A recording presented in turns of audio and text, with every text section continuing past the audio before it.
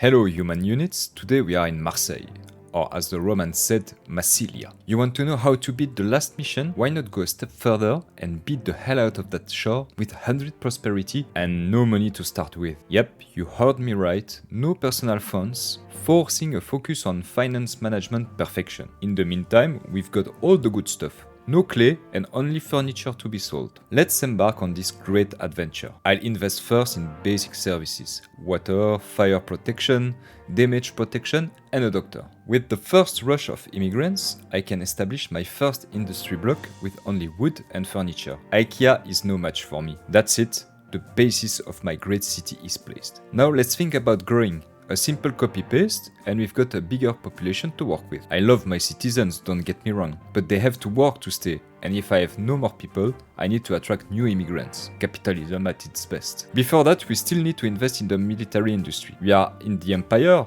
yes, but a lot of barbarous tribes are thinking about reconquering the region. Not on my watch. With the first fort of Javelin and the needed supporting logistics, my city was safe just for now. I'll go on a quick ramp up of the needed services by hiding all the distractions. Baths, schools, theaters, and libraries. I've now a strong population core that is established in my city and that start to feel like they belong in this place. They are now Marseillais. But you know, having plebeians is all good. Yes, they work. Yes, they provide some money because we are taxing them.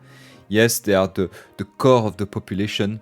But it is time to create a distance with the plebeians and start focus on the patrician. I need revenues, and the bulk of the taxes will come from the rich. Yet, they have special needs.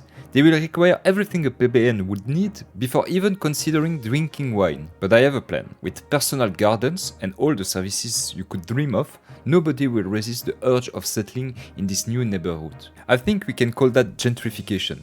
Let the rich get in the center and push back the poor on the edge of the city. Yet we need to be careful. We cannot push them into palaces or even villas yet. Indeed, it takes time to build those big mansions. And I need also to support the services to the rich by milking the work of the pleb. Nothing sounds like a successful city than obvious social layers. It is time now to duplicate the first two housing blocks on the other side of the city. Build some farms, build some wharves, and voila.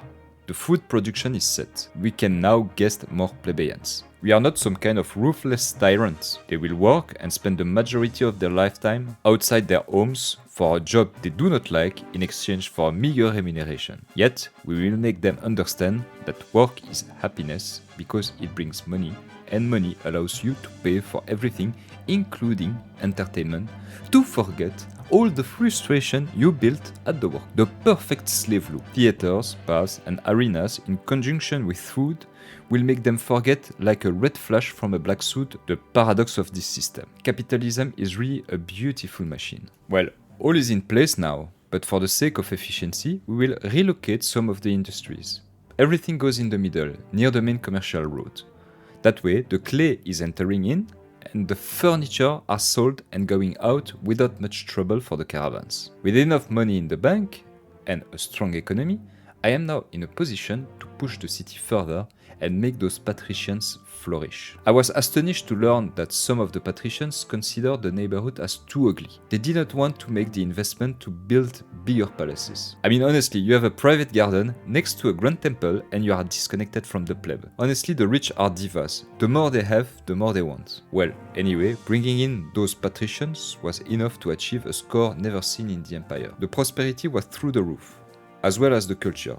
And the city was at peace for years now, thanks to the investment in the military complex.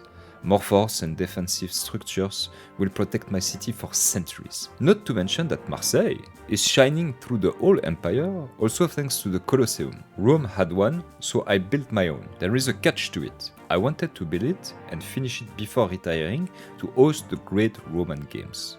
This will surely increase my influence in Rome and get the highest favor from Caesar. The games are launched and it is a success. Panem et circenses. Everyone was visiting and marvels at the success of my city. I tackle a last invasion and I am now ready to retire. My career is finished. The scores are the highest and I am now recognized as a god. Well, that's it for now. That's the story on how I built Marseille city with the highest score in Caesar 3 on very hard difficulty. I hope you've liked the video, you've liked the story behind it. Thank you to all the supporters. Should you be plebeian or patrician, you are all welcome.